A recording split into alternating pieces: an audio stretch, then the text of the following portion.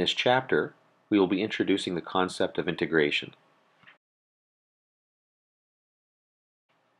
In this lesson, we'll start by introducing the concept of antidifferentiation.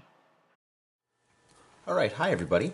So now we're going to take a look at antiderivatives. For a long time now, we've been taking the derivatives of functions here and applying them, understanding that the derivative is the slope of the tangent line to the curve, and we've seen a bunch of applications of that and how that works. Now we're going to go backwards. Okay, really the inverse operation. We are going to undo what a derivative does. Now, a function, and I'm going to call it capital F, is an antiderivative, okay, of another function, and we'll call that one lowercase f, if okay, if when you take the derivative of capital F, you get little f. Okay? So that's the relationship we're trying to establish here. So in this case, though, we're going to be given little f, and we're going to try to figure out what that original capital F was. So the antiderivative, and I know it's kind of an awkward name, okay, is also known as the integral, okay, of f, of lowercase f. It's also known as the integral. Now, they do mean basically the same things, but we're coming from two different sort of perspectives here, okay? When we talk about integrals, we're going to talk about them in a couple lessons here. There's something very specific that this is referring to. The antiderivative really is just the undoing of the derivative. The integral is something slightly different in terms of its intention here, but it turns out they arrive at the same thing, okay? And that's kind of an interesting little result in mathematics here. So because of this, okay, we call f, lowercase f of x, the integrand. Okay, it's the thing that you're taking the integral of. Now, let's just talk about what's going on here. Now, normally in like a calculus class that you might get at university here, some of these ideas would be more developed. We're really just giving them to you here. So let's talk about this again. We know what a derivative does. This is going to be the slope of the tangent to a curve. Okay, that is what the derivative is giving you here. Now the antiderivative, okay, which is the process of undoing that, oddly enough, what this does here is it gives the area under the curve. Whoops.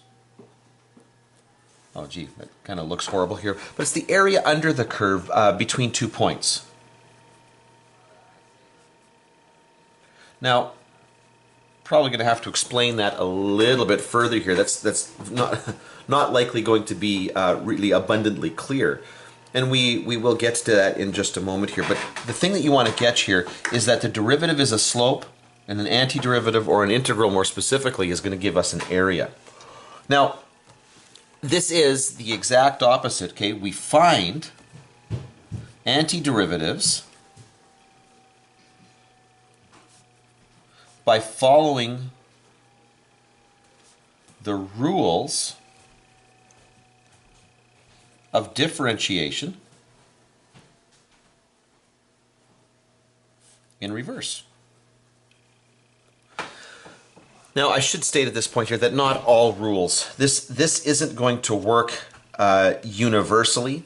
It turns out you can take the derivative of almost anything, but taking the antiderivative is actually far more difficult. And in fact, there are many cases here where you can't actually get a nice answer as an antiderivative. It just doesn't work. So sometimes we have to use computers to make approximations to the results that we're looking for here. But to start off with, we are going to assume this is exactly true here. So for example here, and I'm just going to use this as an example to explain the idea. let's say f of x is equal to x cubed. Okay? So if I find the derivative, f primed of x, what I do is I take the exponent, I write it out front, and then I subtract 1 from the exponent. And so I get 3x squared. Okay? Now, based on what we were just saying here, I might say this. Capital F of x, okay? My capital F of x is going to be x cubed, and this is going to be my antiderivative. My lowercase f of x, which was my 3x squared, which we know is the derivative of this one right here is going to be the integrand. Now, how do I go backwards from one to the other? So if you're given, okay, if we are given f primed of x, and we know that this is 3x squared, how do we take this and go backwards with it? Well, let's just think about this. The very last thing that I did when I was taking this integral right here is I subtracted 1 from the exponent. Okay? I subtracted 1 from the exponent. So what I'm going to do here, therefore, is I'm going to take, to find f of x, what I'm going to do is I'm going to take that exponent there, 2, and I'm going to add 1 to it. Okay? Now, once I have that number here, now just think about what I did here is when I had that number here, that original number, I multiplied the function by that value here. Okay, so remember, the very first thing I did is I took that number as it was, put it in front, and then subtracted 1 from this. So now what I'm going to do is I'm going to add 1 to the exponent that I have, okay, which is going to take me back a step. And now instead of multiplying by that new exponent, I'm going to divide by that new exponent, so 2 plus 1. And think about what this does here. 2 plus 1 is 3, the 3's will cancel, and my exponent is just 3, x cubed. And so what I've done is I've been able to regain that original function. Wonderful. So it really is just the rules of differentiation in reverse. However, note, you might at this point be looking at this and saying, well, okay, yeah, that might be true, but you know what? That is not the only function. X cubed is not the only function that has that as a derivative. I want you to notice this. If I've got y equals x cubed and I ask you for the derivative, I get 3x squared. We just showed that, not a big surprise. But if I've got y is equal to x cubed plus 1, my derivative is 3x squared. If I have the function here y equals x cubed minus 1, my derivative is 3x squared. Okay? If I have the function here y is equal to x cubed plus pi, my derivative is 3x squared. And I can keep doing this. I can come up with an infinite number of examples where this is true. But notice what I'm doing in every case here. All I'm doing is adding a constant to the end here. Basically what I'm doing, if you want to think of it this way, okay, let's take a look at this. I'm going to draw my curve out here. So what I've got here is this is y is equal to x cubed. Now, if you take that curve right there, and let's say just translate it 1 unit up, so that the function does something like this. So this is y equals x cubed plus 1. Okay, notice that the derivative, let's say I'm asking for the derivative at -1 here. That's going to be the slope of this tangent line, which will be the slope of this tangent line as well. So translating this thing vertically, okay, translating that function vertically doesn't change the slope of the tangent at that particular given x value, because they're all going to be parallel there. Okay, so notice, okay, vertical translations do not affect the slope of the tangent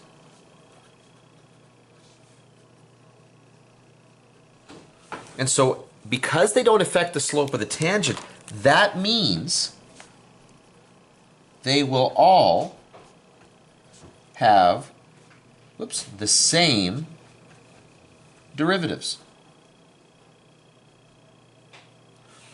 All of these functions that only differ by a vertical translation are all going to have the exact same derivatives here, which means, and here's the big point that we're working towards here, okay, that the antiderivatives, okay, the antiderivatives of a function are not unique. Or the antiderivative, I should probably say the antiderivative of a function. Can I use this here? Grab this little thing here to help me out. No, it should go this way, I bet. Yeah, there we go. The antiderivative of a function is not unique. Okay? There's a whole family, okay? There's a whole family that goes with them, okay? There is a whole family of functions there. Okay. Now, here's how we deal with that. Okay. So, in order to address this particular issue here, so therefore, if my integrand here is 3x squared, then my capital F of x, we've already established this, this particular function here is going to be x cubed. But what I do now is I'm going to add c, okay, where c represents an arbitrary constant. Okay, c is just an arbitrary constant. That's it. Okay? So you take the derivative of x cubed plus c, the derivative of c is going to be zeros. Okay, so just recall, okay, that d by dx, if I'm using Leibniz notation, of c is always going to be 0. So it's not going to have any impact on the derivative, just adding that, or the antiderivative, just adding that little c at the end here. Now, something to note here, just as another little thing here, is c represents an arbitrary constant. Now, later on here, we're gonna do things with these functions and whatnot here, but c, because c is just an arbitrary constant, it behaves a little different. Okay, so let's say, for example, that you've got two different functions and you've taken antiderivatives, but you're combining them. You should know that c plus c is equal to c.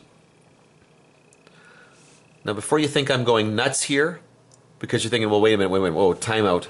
Shouldn't that be 2c? Yeah, but c is just an arbitrary constant, and when you add two arbitrary constants together, you just get an arbitrary constant. So 2 times c is really just c, right? 3 times c is just going to be an arbitrary constant c. C squared is going to be an arbitrary constant c. The square root of c is just going to be some arbitrary constant c. It's not referring to a specific number. The reason why this is kind of confusing is because we often see variables here and they represent a very specific number or a constant or something like that. But in this case here, c doesn't. It represents any particular constant, any particular value you want to throw in there.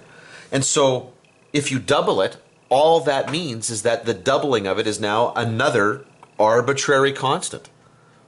So anyway, this is just some fun that I have with students when we start to introduce this topic and we talk about it, and everybody kind of enjoys the fact that that's the way that behaves. Okay. Anyway, that's really not that big of a deal. That's nothing to lose your sleep over here. However, you will see this idea pop up in a bit. Not often at the beginning, but you will later on, where all of a sudden we'll start multiplying something by c. And you'll see, oh, well, that is just going to be c again. We might even get to do an example before the end of this particular video where we make use of that. Anyway, let's take a look at some examples now.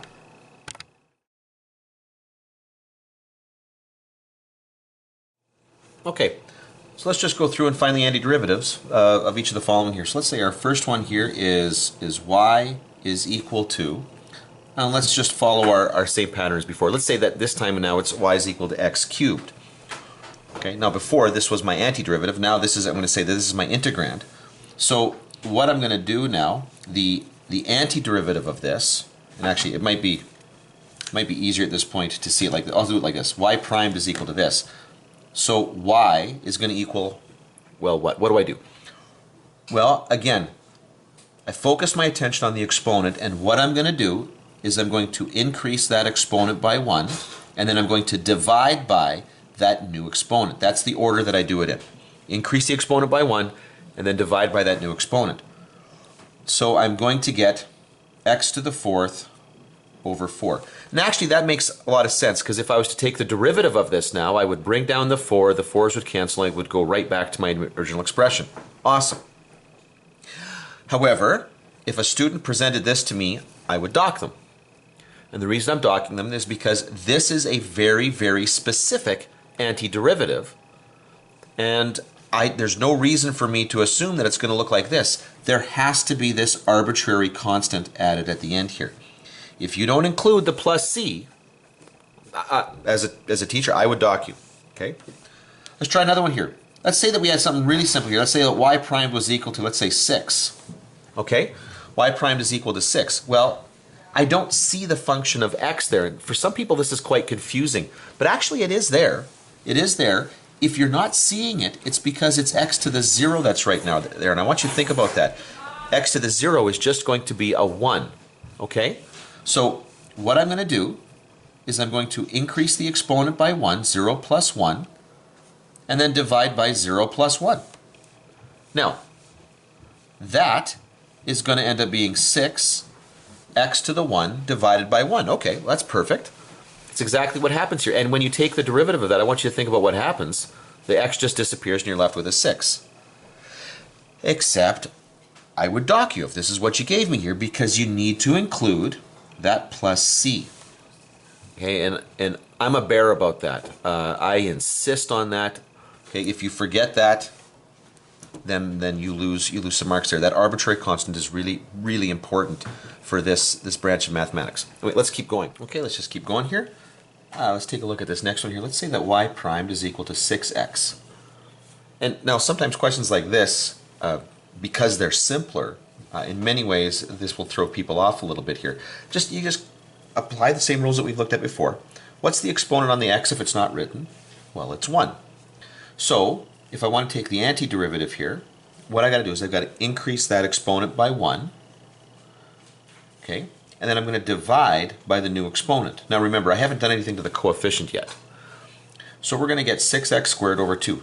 And remember, you've got to add the arbitrary constant at the end. Now I'll just simplify this a little bit, and we're going to get 3x squared plus c.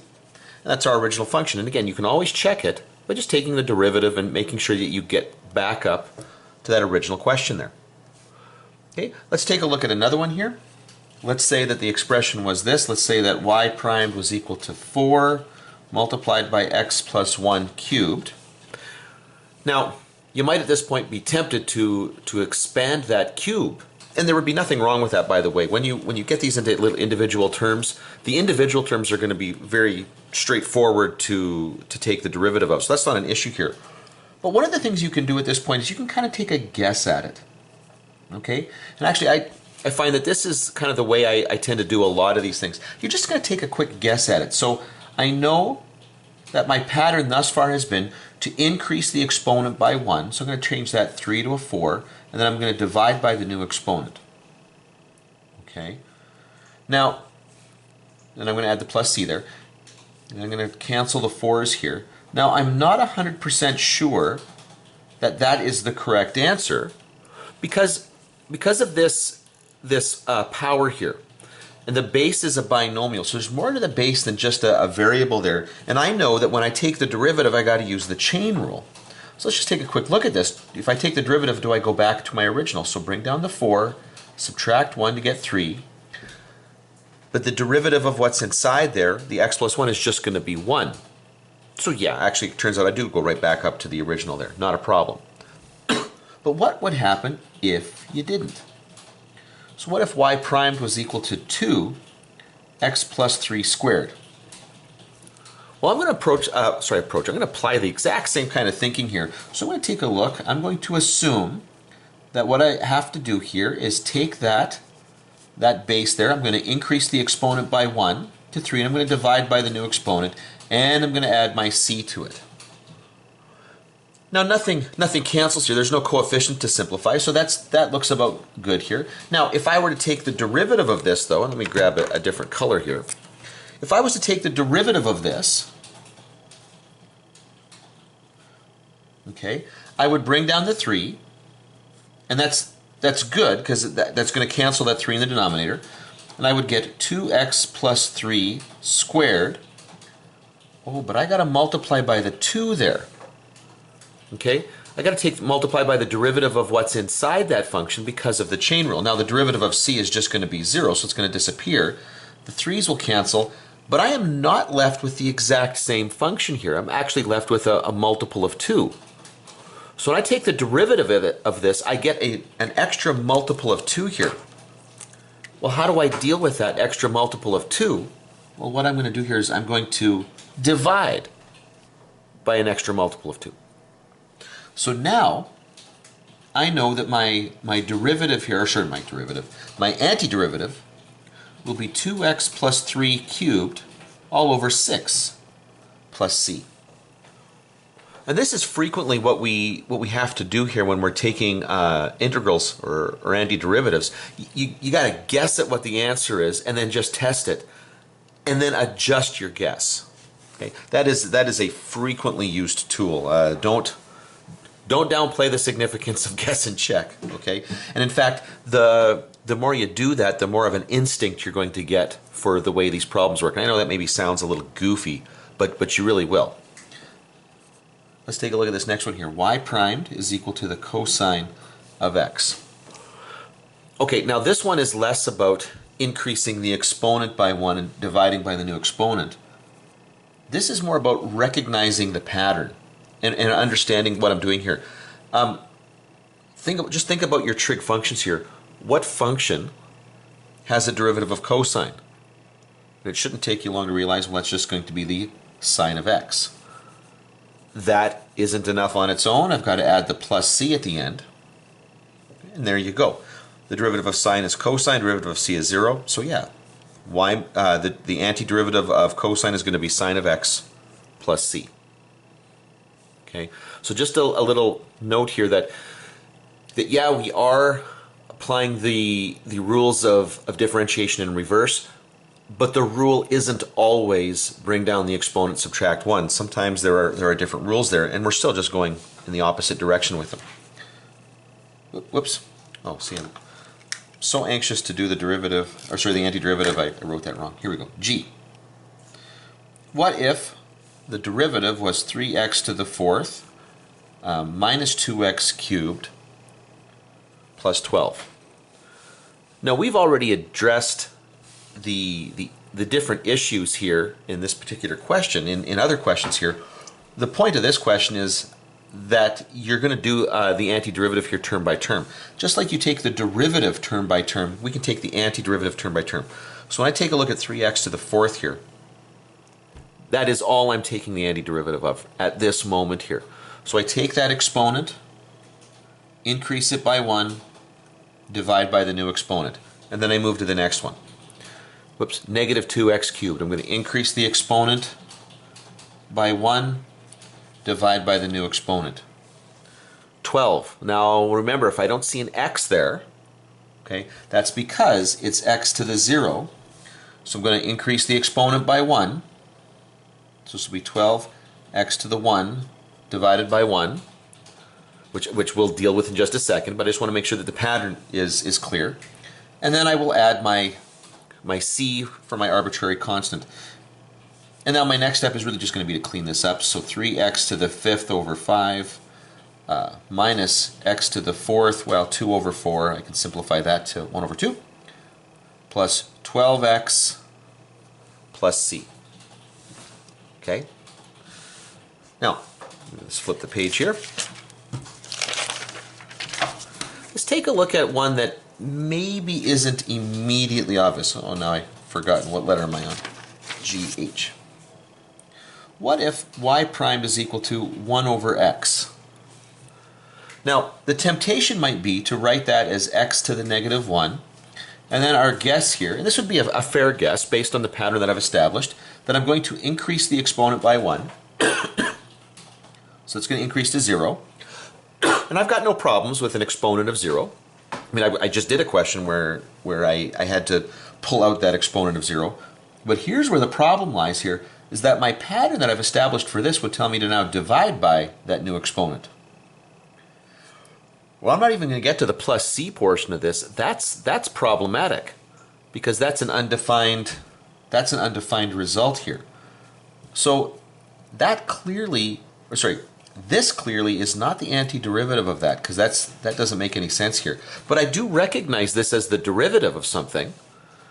And if you think kind of back long and hard on that, you'll realize, oh yeah, when did I force the x into the denominator? Well, that was when I was taking the derivative of the natural log of x. And there it is. Okay? And so then I'm going to tack on the end here a plus c just to finish that up here. Okay. Now, I had hinted at this before in the chapter with exponential functions when we were talking about that. There is an issue here that we now really do need to address. And it looks like this.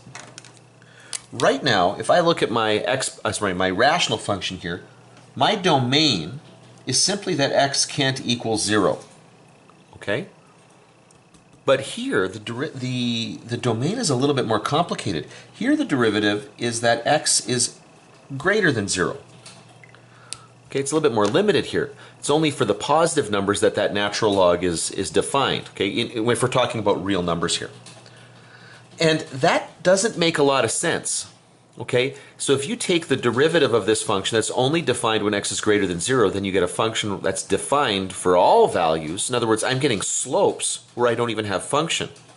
Okay, and here, if you remember the way that the definition works here, what we're saying here is that there is a function, and when I take the antiderivative, remember that means area. What I'm saying is, well, there might be a function, but there's no area under the curve in some places where this is defined and this isn't. And that doesn't make sense here. So what we do is we adjust this a little bit. And instead of writing this, what I would write is y is equal to the natural log of the absolute value of x plus c. And when I do that, the only restriction here is going to be that x can't equal 0. Because now what would happen is you would take the absolute value prior to applying the logarithm, so all my negative values are going to basically, the logarithm will see them as positive. The only one that's going to be the issue is 0, and that's okay because that was an issue up here in our original function as well. So yeah, if your teachers are like me, they're going to be a little bit of a stickler with stuff like this. Now, if it turns out that the argument of the logarithm couldn't possibly be negative anyway, well then you don't need to write the absolute values. It's not wrong to do it, but you don't need to. But in most cases, you would just be wise just to put absolute values on there to make sure that the ideas link up. Okay? Because remember, when we talk about derivatives and antiderivatives, we're talking about very specific relationships between these functions here, and it really doesn't make sense to have the one exist in a whole domain where the other one doesn't. So this just kind of, that little step right there just fixes that little problem. Okay, let's take a look at another one here. If we're going to do a logarithmic one, well, it makes sense to throw in an exponential one. Whoops. Okay, let's put 2 over x. We'll kind of mix it up a little bit here. So our derivative, once again, relies on us not just increasing the exponent by 1, divided by the new exponent. And the reason for that is because that particular pattern works with polynomial sorts of powers here. This one's a little bit different. Okay, this is exponential here. But remember how the exponential function works. The derivative of an exponential is itself. Okay, so what I'm going to do here is I'm just going to assume for the time being that, hey, that is going to be itself. And then over here, okay, bear in mind that this can be rewritten here. I'm going to just make it look like this. Negative 3 e to the negative x plus 2 times 1 over x. We just looked at the fact that 1 over x, the antiderivative of 1 over x is going to be the natural log of x here. So this would be like 2 multiplied by the natural log of 1 over x. Oh, sorry. Wow, I can't believe I just said that. The natural log of x, the absolute value of x is what I meant to say, plus c. Now I'm going to play with this just a little bit here in a moment here. But before we go on and kind of tweak this a little bit, if I take the derivative of this, just for a moment here, let's just test this. If I take the derivative of this, the derivative of negative 3 e to the negative x is going to be negative 3 e to the negative x. But because of the chain rule, I'm going to multiply by a negative there. That would make this positive. That does not match with my original question here. So I'm missing a negative value in this term here when I took the antiderivative. And that's because of that chain rule right there. So what I'm going to do is I'm actually going to make that positive 3 e to the negative x. So that when I take the derivative over here, that negative comes out and changes this to a negative term. But this over here, the second term is just going to be 2 over x, and the derivative of c is going to be 0. So I'm happy with this right now. But I'm going to do one other little thing here. What I'm going to do is rewrite this as 3e to the negative x. And because of my laws of logarithms, I'm going to move that 2 up. Okay? And so I would have the natural log of the absolute value of x squared plus c. But remember that a squared value is going to be positive anyway. This is kind of what I was hinting at before. So I really don't need to do that. I can just write this as the natural log of x squared plus c. I don't need the absolute values there. It's not wrong to write them there, but I don't need them. Okay, let's take a look at one more. And this is going to be a fun one. So let y primed equal the sine of x multiplied by the cosine of x. Okay, and actually we're going to see some really interesting math pop out of this one here. Okay, there are, turns out, a few different ways that we could approach this particular problem and go back to an original function here. When I first see this, what I see is sine multiplied by its derivative. Okay, because cosine is the derivative of sine. That's the first thing that jumps out at me. It might not be the first thing that jumps out at you, but it turns out that it really doesn't matter how you see this. You probably be able to make this work regardless. But I'm seeing basically a chain rule happening here. So if it is true that I'm multiplying by the derivative of sine here, then I have to think, what would the outside function be? Notice my exponent here on the sine is 1. So what I'm going to do is I'm going to increase that, and I'll put brackets, you're going to increase that to 2, divide by my new exponent here. Now, I don't need to write the cosine there. I am going to have to, however, write the plus c. But I don't need to write the cosine there because the cosine pops out when I take the derivative of this. Okay, and if you're looking at that wondering, what? Just think about this right now here. If I was to go now and check this, y primed would be, I would bring the 2 down, sine of x, this is still over 2, so bring down the 2 over the 2 here, and then you're going to multiply by the derivative of what's inside. That's where that cosine came from. And then the plus c, the derivative of c would be 0, the 2's would cancel, and I go back to sine of x, cosine of x. So yeah, there we go. Okay, so I'm basically going backwards with the chain rule here.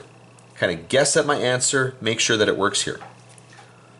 Now, or you might see this in a different way here. You might have seen this as cosine multiplied by its derivative. Sort of. We know that the derivative of cosine should be negative sine. Okay, but I can still think of this in the same way here. So I could think of this as actually the cosine of x squared. Okay, cosine of x squared here, divided by 2, because I've increased the exponent by 1. I'm going to divide by the new exponent, plus c. Now, this actually isn't 100% correct yet, and I'll show you why here, because what I'm going to do is I'm going to test it. Remember, I'm just guessing at this to see if this works here. Bring down the 2, so 2, cosine of x, and then I got to multiply by the derivative of cosine, which I know is negative sine of x. There was still a 2 in the denominator, and the derivative of c is going to be 0. The 2's will cancel, but I'm left with an extra factor of negative 1 there. So when I take the derivative, when I use this as my guess, I get this extra negative there. Well, I don't want that. Okay, I want the original function here to be positive, so I'm going to include a negative right there. And that actually works. That will get rid of the problem that I'm having here. The derivative of this is also going to be sine of x cosine of x. Well, that's pretty cool, except now this is saying something kind of weird. It's saying that these two functions here have exactly the same derivative. Well, that doesn't quite seem right here. How is that possible? Well, I'll show you how it's possible. Let's start off with the sine squared of x. So sine of x squared. And I realize there's another way of writing that. I could just put the square on the sine, but for right now, this is okay. Okay, plus c. This is equal to, if I just apply an identity here, I know that sine squared is equal to 1 minus cosine squared of x all over 2 plus c. Now, so by an identity, I can pull out that negative cosine squared. Now what I'm going to do is I'm going to distribute the 2 to both terms here. Now, at this point here, you're looking at calculus. This should be an idea that you're really, really comfortable with, but I know that a lot of people really aren't. Division distributes really just like multiplication. So this is like 1/2 minus the cosine squared of x over 2 plus c. And I can actually rewrite that as the negative cosine squared of x over 2 plus 1/2 plus c. Now, you might be looking at that and saying, well, yeah, but that's not the same as this little bit right here, because you've got that extra bit of a half, that's a half there. That's true. That is absolutely true. But remember, that little bit right there is just an arbitrary constant. 1/2 plus c is just an arbitrary constant. That goes back to what we were looking at before with those properties of c. C is just an arbitrary constant. It's not referring to a specific number, just a number. So if you add a half to a number, you're going to get a number. And so there you go. They are in fact equal to each other. And it's because of that wonderful little arbitrary constant that we have to tack on at the end every time. That was a great little question. Turns out actually there's other ways that you could do this particular problem here. It's all good here, but for right now it's probably good enough.